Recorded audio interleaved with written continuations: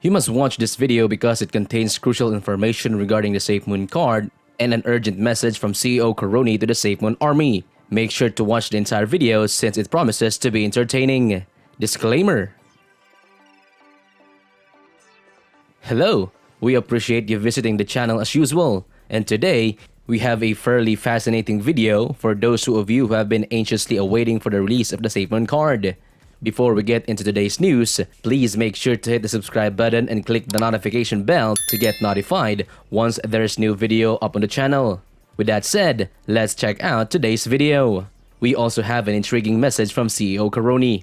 Everyone is understandably concerned as the crypto winter seems to be getting worse, but before we descend into full-blown panic, we need to keep in mind why cryptocurrency exists in the first place, as the SAFEMOON team seeks to remind us. First off, cryptocurrency is a force of change and by design an evolution of the fiat system that has remained the same for more than a century. The reality is that cryptocurrency is here to remain, so everyone must choose wisely given the financial situation. CEO, also known as CZ in the crypto community, echoed some of the same ideas when he tweeted that holding is never easy. He added that during the previous all-time high, newcomers were impressed by OGs who got in early held on, but the crypto market is not always like that. As a result, half of the time you're up there and the other half of the time you just have to hold on. In the end, your action right now determine how you will feel during the all-time high. According to the paper, the corporation may limit how much can be spent on a card in order to lessen the danger of fraud. In addition, customers may set their own limits for payments made with a digital wallet. The uploaded documents covers various issues about eligibility and card restrictions. The enrollment and registration of the card are also covered by the terms and conditions.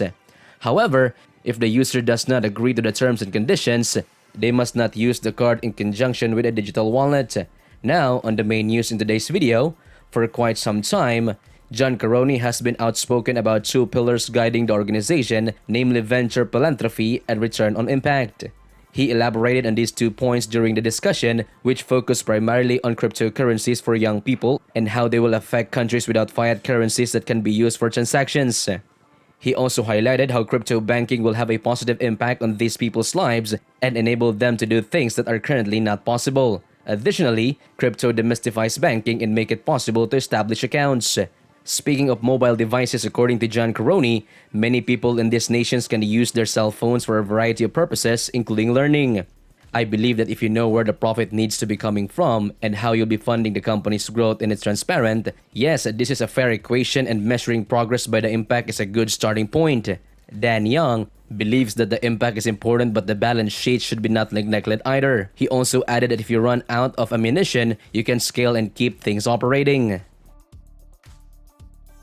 Speaking on this, Karony brought up the idea of venture philanthropy.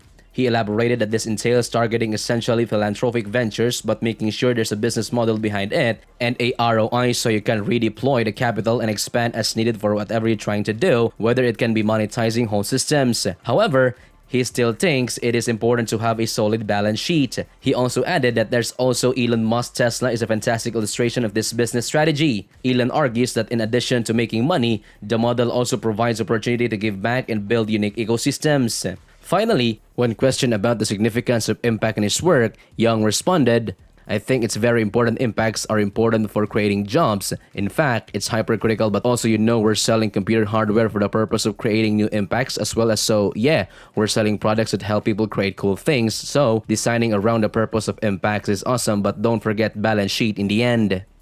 The crypto exchange is following the lead of other cryptocurrency-related businesses in recent times. Some of the crypto companies that have shed some weight of their workforce include Gemini, a rival exchange, and crypto lender BlockFi Incorporated with both entities. Coinbase Global Incorporated announced that it would lay off 18 of its workforce in another sign of worsening crypto downturn that has erased hundreds of millions of total cryptocurrency market value. Coinbase is determined to take care of its laid-off employees, and the company announced that laid-off employees will get at least 3.5 months of severance, in addition to 2 weeks' pay for every year of employment. This decision follows the crypto giant's denial of the market downturn, despite an apparent drop in its shares since it went public a year ago, according to the data from Bloomberg. Alan Avensis, founder and chief executive officer, stated in an interview that this correction is absolutely necessary for the industry's overall health. He continued, "Think of it like a medicine hard to swallow in the short term, but good for you in the long term. It'll weed out the projects with poor fundamentals who were relying on hype among the media and an inflated market to carry them." Some experts believe that the crash served as a filter, separating dodgy projects from long-term, durable projects. Johanna Ashraf, CEO and founder of the non-fungible token marketplace Terra Virtua, commented on this by saying that one benefit of a bear market is that it helps weed out projects that could mask their flaws in a bull market. He also added that, despite the fact that we don't want anyone to lose money, it's ultimately good for the industry to lose projects that don't have suitable and long-term future. The market appears to be ready to correct itself after such significant bull run that was started by panic during the pandemic, but it's taking its time to do so. Despite this, those at the forefront of the sector remain optimistic about the future of digital assets. With that said, we've reached the end of this video, and I hope you enjoyed it. Please share your thoughts about all of these developments in the comments section, and I'll respond. Thank you for watching, and see you on the next one.